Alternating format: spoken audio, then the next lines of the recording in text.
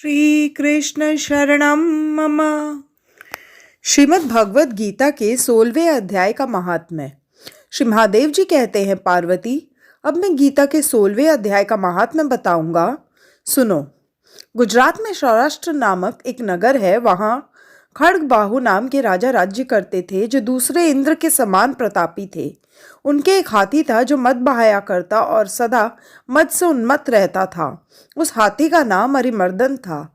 एक दिन रात में वह हठात सांकलों और लोहे के खंभों को तोड़ फोड़ कर बाहर निकला। हाथीवान उसके दोनों ओर अंकुश लेकर डरा रहे थे, किंतु क्रोधवश उन सबकी अवहेलना करके उसने अपने रहने के स्थान हथीसार को ढहा दिया।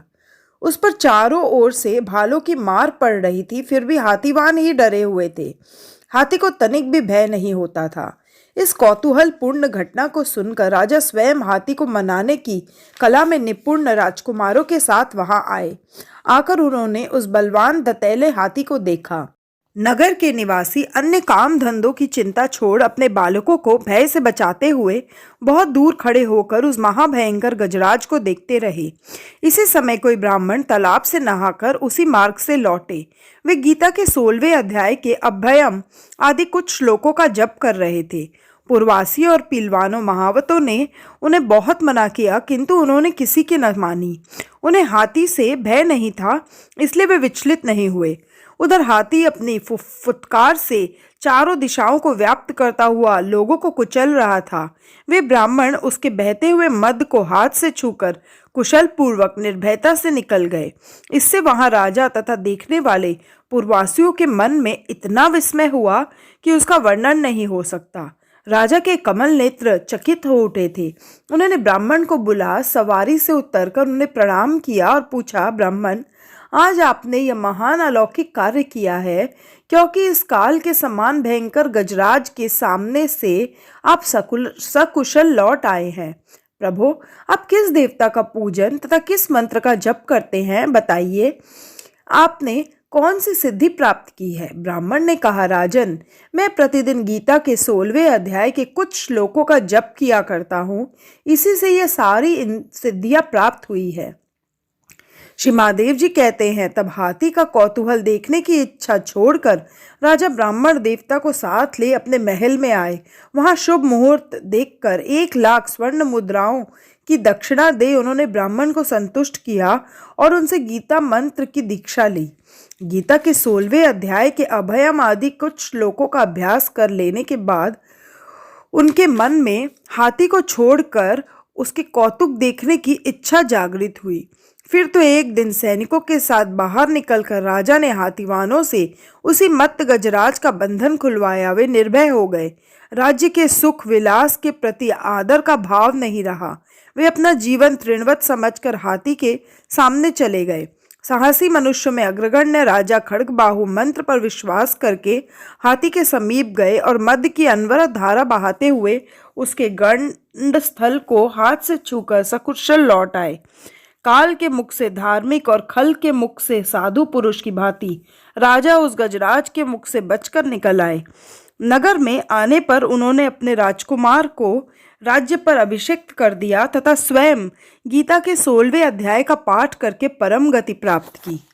ओम श्री परमात्मने नमः। श्री भगवान उवाच, अभयम सत्व संशुद्धि ज्ञान योग व्यवस्थिति दानम दमश्च यज्ञश्च स्वाध्याय तप आर्जवम अहिंसा सत्यम क्रोध त्याग शांतिरपैशुनम दया भूतेष्वलो लुप्त्वं मादर्वं हीरचापलम् तेज क्षमा धृति शौचम द्रोहो नाति मानिता भवन्ति संपदं दैवीमभिजातस्य भारत दम्भ दर्पो अभिमानश्च क्रोधो पारुष्यमेव च अज्ञानं चाभिजातस्य पार्थ संपदमासुरीं दैवी संपद्विमोक्षाय निबन्धाय सुरीमता माशु च संपदं दैवीं भिजातोऽसि पाण्डव द्वौभूत सर्गलोकेऽस्मिन्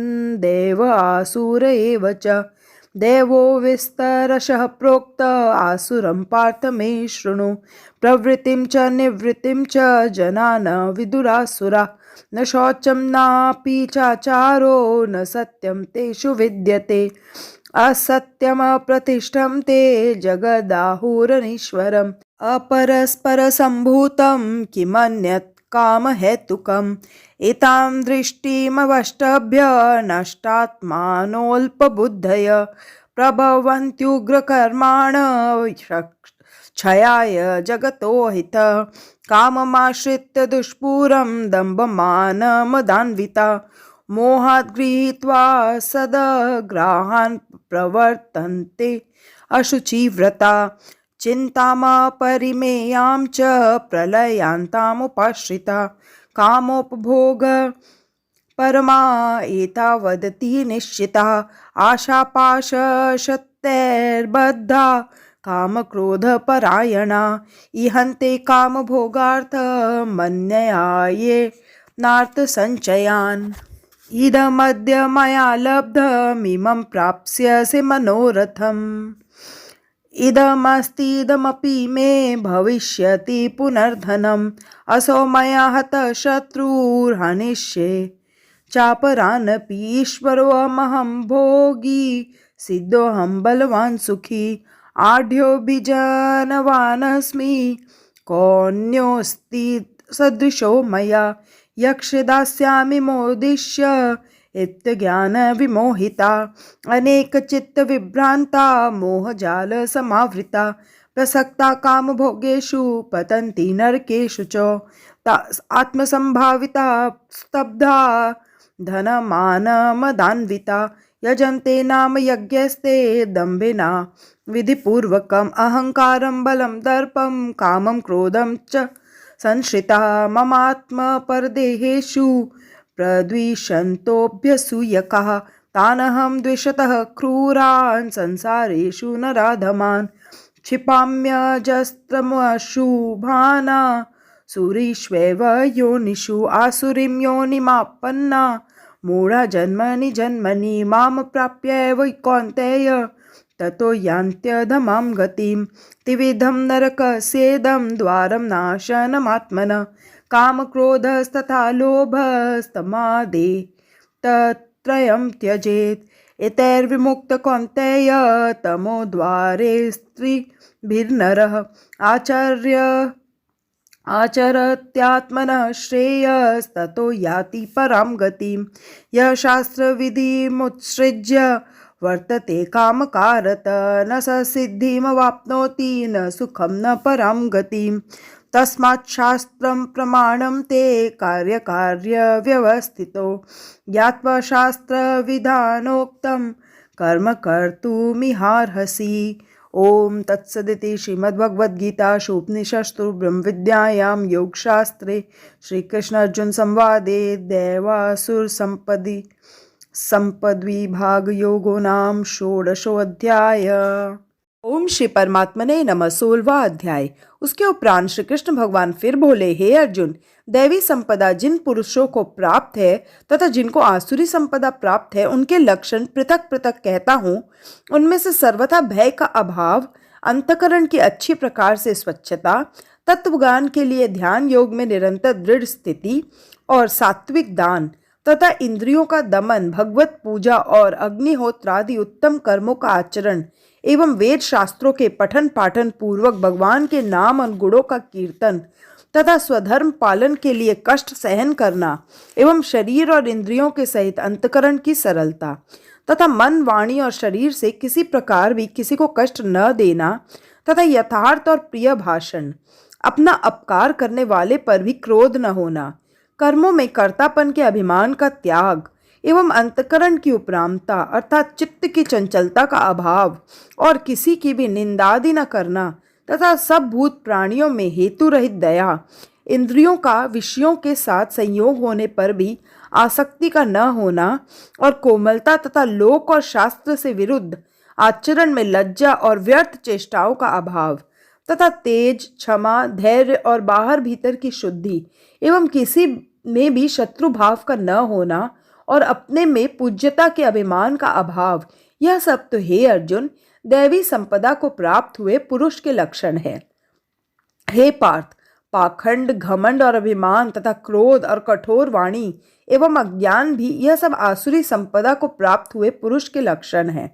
उन दोनों प्रकार की संपदाओं में दैवी संपदा तो मुक्ति के लिए और आसुरी संपदा बांधने के लिए मानी गई है। इसलिए हे अर्जुन तू शोक मत कर, क्योंकि तू दैवी संपदा को प्राप्त हुआ है।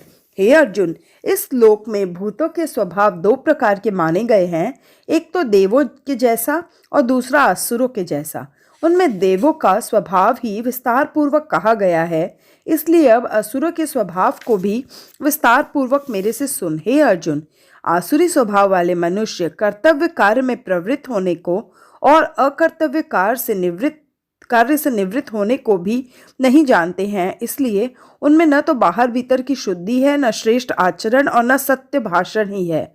वे आसुरी प्रकृति वाले मनुष्य कहते हैं कि जगत आश्रय रहित और सर्वथा झूठा एवं बिना ईश्वर के अपने आप स्त्री पुरुष के संयोग से उत्पन्न हुआ है, इसलिए केवल भोगों को भोगने के लिए ही है, इसके सिवा और क्या है।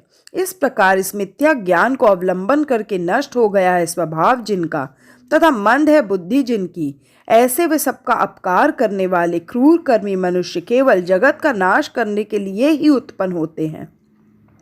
वे मनुष्य दंभ, मान और मद से युक्त हुए किसी प्रकार भी न पूर्ण होने वाली कामनाओं का आश्रय लेकर तथा अज्ञान से मिथ्या सिद्धांतों को ग्रहण करके भ्रष्ट आचरणों से युक्त हुए संसार में बरतते हैं। वे मरण पर्यंत रहने वाली अनंत चिंताओं को आश्रय किए हुए और विषय भोगों के भोगने में तत्पर हुए एवं इतना मात्र ही आनंद है ऐसे मानने वाले हैं। इसलिए आशा रूप सैकड़ों फांसियों से बंधे हुए और काम क्रोध के पारायण हुए विषय भोगों की पूर्ति के लिए अन्याय पूर्वक धनादिक बहुत से पदार्थों को संग्रह करने की चेष्टा करते हैं। उन पुरुषों के विचार इस प्रकार के होते हैं कि मैंने आज तो यह पाया है और इस मनोरथ को प्राप्त होऊंगा, तथा मेरे पास यह इतना धन है और भी यह होवेगा। वह शत्रु मेरे द्वारा मारा गया और दूसरे शत्रु को भी मैं मारूंगा, तथा मैं ईश्वर और ऐश्वर्य को भोगने वाला हूँ और मैं सब सिद्धियों से युक्त एवं बलवान हूँ और सुखी हूँ। मैं बड़ा धनवान और बड़े कुटुंब वाला हूँ। मेरे समान दूसरा कौन है। मैं यज्ञ करूँगा, दान करूँगा, हर्ष को प्राप्त होऊंगा। इस प्रकार के अज्ञान से मोहित है, इसलिए वे अनेक प्रकार से भ्रमित हुए चित्त वाले अज्ञानी जन मोह रूप जाल में फंसे हुए एवं विषय भोगों में अत्यंत आसक्त हुए महान अपवित्र नरक में गिरते हैं। वे अपने आप को ही श्रेष्ठ मानने वाले घमंडी पुरुष धन और मान के मद से युक्त हुए शास्त्र विधि से रहित केवल नाम मात्र के यज्ञों द्वारा पाखंड से यजन करते हैं। वे अहंकार, बल, घमंड, कामना और क्रोधादि के पारायण हुए एवं दूसरों की निंदा करने वाले पुरुष अपने और दूसरों के शरीर में स्थित मुझ अंतर्यामी से द्वेष करने वाले हैं। ऐसे अनुद्वेष करने वाले पापाचारी और क्रूर कर्मी नरधमों को मैं संसार में बारंबार आसुरी योनियों में ही गिराता हूँ, अर्थात शूकर, कुकर आदि नीच योनियों में ही उत्पन्न करता हूँ। इसलिए हे अर्जुन, वे मूढ़ मनुष्य जन्म जन्म में आसुरी योनि को प्राप्त हुए मेरे को न प्राप्त होकर उससे भी अति नीच गति को ही प्राप्त होते हैं, अर्थात घोर नरकों में पड़ते हैं। हे अर्जुन, काम, क्रोध और लोभ ये तीन प्रकार के नरक के द्वार आत्मा का नाश करने वाले हैं, अर्थात अधोगति में ले जाने वाले। इससे इन तीनों को त्याग देना चाहिए, क्योंकि हे अर्जुन, इन तीनों नरक के द्वारों से मुक्त हुआ अर्थात काम, क्रोध और लोभादि विकारों से छूटा हुआ पुरुष अपने कल्याण का आचरण करता है। इससे वह परम गति को जाता है, अर्थात मेरे को प्राप्त होता है। जो पुरुष शास्त्र की विधि को त्याग कर अपनी इच्छा से बरतता है वह न तो सिद्धि को प्राप्त होता है और न परम गति को तथा न सुख को ही प्राप्त होता है। इससे तेरे लिए इस कर्तव्य और अकर्तव्य की व्यवस्था में शास्त्र ही प्रमाण है। ऐसा जानकर तू शास्त्र विधि से नियत किए हुए कर्म को ही करने के लिए योग्य है। इति श्रीमद् भगवद गीता रूपी उपनिषद एवं ब्रह्म विद्या तथा योग शास्त्र विषयक श्री कृष्ण और अर्जुन के संवाद में देवासुर संपद्वी भाग योग नामक 16वां अध्याय। श्री कृष्ण शरणं मम।